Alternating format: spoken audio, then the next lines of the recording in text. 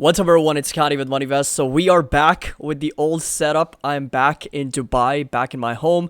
So in this video, I wanted to go over Tesla, and Tesla's delivery numbers are going to be coming out for the fourth quarter 2023, and of course for the entire fiscal year 2023 as well. It's so good to be back. Today is the first day of the year, and I want to wish you and your family a very happy new year. And I really hope and pray that this year is going to bring a lot of success, a lot of health, a lot of peace, prosperity, wealth, everything in your doorstep, at your doorstep for you and your family. So really, really wish you an amazing year ahead. And definitely do subscribe to the channel. Connect with our community members, join our Discord. It's the best time to join, and I will be going over a couple different videos where I'm going over my highest conviction stocks, best sectors to invest in 2024, and also going over my entire portfolio allocation percentage-wise, where I'm currently invested, from private equity to alternative investments in watches and stocks. And I am planning for the next couple of years to get started and invest in real estate as well. So there's some big stuff coming out. Link's going to be down below for you to join our Discord and our Patreon. We'll love to have you on board. If you have any questions, please feel free to reach out, and I'm more than happy to help and assist. So let's just get started. And again, this right here is going to be that Patreon. 16% annual discount is still available for a few more days. I extended that for New Year's. And again, you get access to all the Discord channels with buy and sell alerts, options alerts, everything included as well. So when it comes to the delivery expectations, right now the consensus is around 480,000 for the fourth quarter 2023, which of course is going to be a bit of an increase from 435,000 in the third quarter 2023 from the companies. So this right here is Q4 of fiscal year 23, 480,000, and for the entire year they're going to be sitting at just over 1.8 million, which again was the expectation if you consider a nice 50% compounded annual growth rate, considering that they started in 2020 and they are ending in 2023. And of course we got a couple more years left, 2024 and end of 2025, to understand that the compounded annual growth rate for production for Tesla is going to be a little bit over 50%. It's not about the deliveries, it's the production CAGR that they have basically told us. And this right here is the consensus created by all the estimates provided by all the big banks, including Evercore, Deutsche, Barclays, Bernstein. We got Goldman Sachs, Oppenheimer, Piper Sandler, Wedbush, Wells Fargo, Wolf, all of them put together. That's the consensus, 480,000 with, on an annual basis, 1.8 million. Now, this right here, Tesla provided 2023 guidance with the fourth quarter earnings print last year. They tend to talk in terms of production, and a 50% compounded growth rate off of 2020 actual production would have been 1.7 million vehicles in 2023.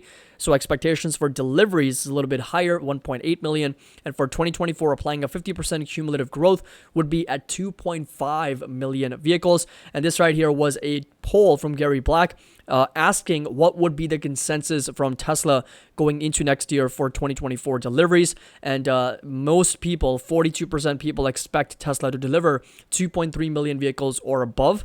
And that is, again, a very, very strong consensus. And if you do the math, 2.3 divided by 1.8, we're looking at a 27% growth rate on a year-over-year basis. But of course, we are looking at a compounded annual growth rate since 2020. And that's also for production numbers for the company as well. So just because the company is doing less than 30% in growth rate doesn't mean that they're coming short of their targets, because that's just on a 1 year-over-year basis, not on an annual basis, compounded annual basis over the last 3 years, 4 years out.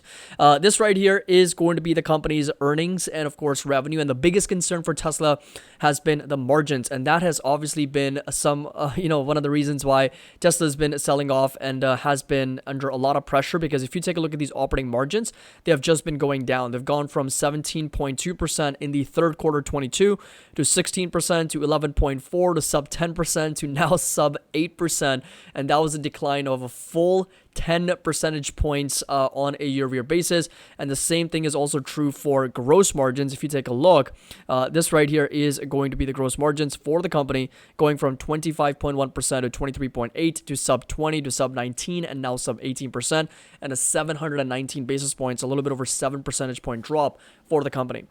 Now, part of the reason is because the price cuts have been a lot more aggressive for Tesla as opposed to the decrease in commodity prices and raw materials. So yes, we have seen some decrease in overall prices for raw materials and input cost and cost of commodities overall as battery production has increased. Of course, there's a lot of efficient technologies out there that are lowering the cost of batteries, that are lowering the cost of lithium, they're lowering the cost of a lot of different products and raw materials, but Tesla has been very aggressive in cutting prices as well, and as a result, margins have been compressing over the last 4 to 6 quarters for the company. But I do believe that as interest rates also do come down, there is going to be some influx of demand with that cost of borrowing coming down and more buyers once again kind of stepping in the EV market to finance these vehicles once again. So that again is going to be a huge advantage for Tesla going into next year as rates continue to come down. Potentially the Federal Reserve also cutting interest rates 3 to 4 times.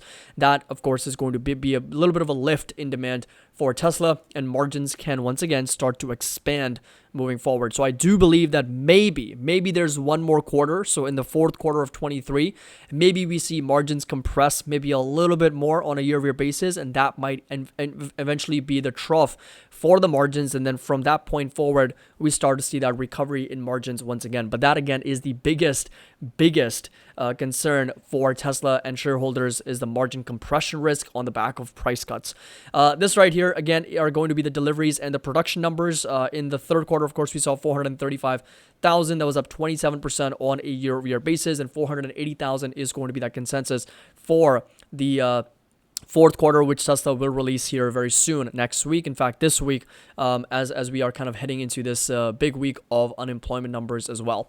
So going over to the technical analysis, this right here is the overall chart for Tesla. And again, you'll notice that we are very much in the context of a broader downtrend. So we continue to struggle at those resistance levels. And again, the biggest resistance, the biggest sort of a level where there's a lot of supply for Tesla is going to be sitting right over here. So this is between $270 and $300 per share. In fact, I am up on my Tesla calls a little bit close to 60%, and I will be closing out those calls this week. So as soon as the markets open on Tuesday, Wednesday, depending on how the price does, I will be closing out my calls, and potentially will be selling more covered calls on the back of Tesla here as it continues to kind of struggle at that resistance.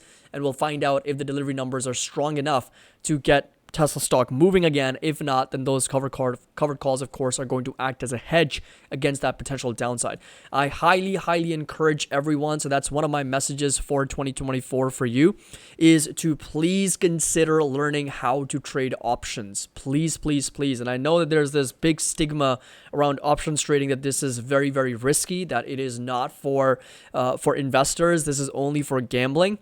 Trust me, 3 years ago, a couple of years ago, when I was actually getting started with options, I had the same exact idea, and everyone that I've spoken to and taught options thought the same thing. And guess what? Now they do it every single day, every single week. They do it so much that they do it more than their actual stock trading and investing. Believe it or not, it doesn't have to be risky.